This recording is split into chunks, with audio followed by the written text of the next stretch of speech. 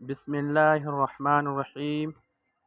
آئیے بچوں آسمانی کتابیں کا بیان پڑھتے ہیں۔ اللہ تعالیٰ نے حضرت موسیٰ علیہ السلام پر توریت اتاری، حضرت داؤد علیہ السلام پر زبور نازل فرمائی، حضرت عیسیٰ علیہ السلام کو انجیل دی، ہمارے سرکار پیارے مصطفیٰ صلی اللہ تعالیٰ علیہ وسلم پر قرآن مجید نازل فرمایا۔ قرآن شریف اللہ تعالیٰ کی آخری کتاب ہے۔ ان 4 کتابوں کے علاوہ اور بھی کتابیں دوسرے پیغمبروں پر اتری ہیں لیکن ہمیں ان کا نام معلوم نہیں۔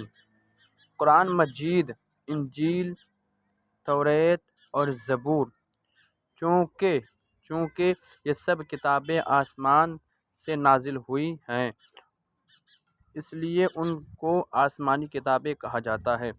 قرآن شریف کی تلاوت کرنا بہت بڑے ثواب کا کام ہے۔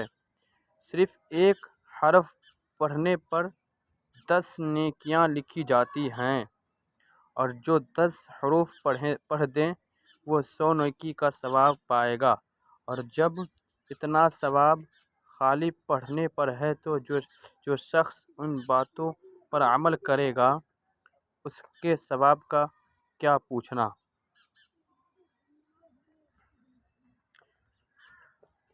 پیارے بچوں، قرآن پڑھنا سیکھو، روزانہ اس کی تلاوت کیا کرو۔ جس طرح بدن کا میل پانی سے چھوٹتا ہے، یوں ہی دل کا میل قرآن کی تلاوت سے دھلتا ہے۔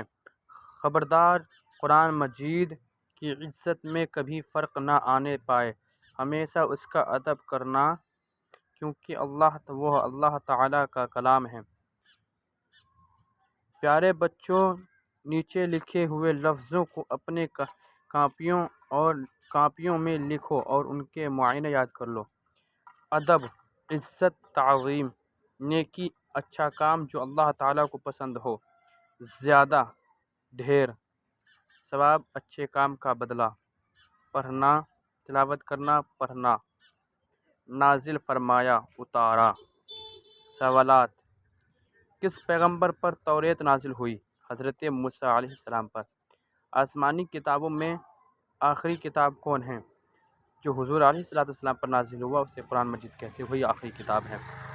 قرآن مجید کے 20 حرف پڑھنے پر کتنی نیکیاں لکھی جائے گی؟ تو اب 200 لکھے جائیں گے۔ ٹھیک ہے بچوں، اب دوسرا سبق پڑھیں گے دوسرے سبق میں۔ السلام علیکم۔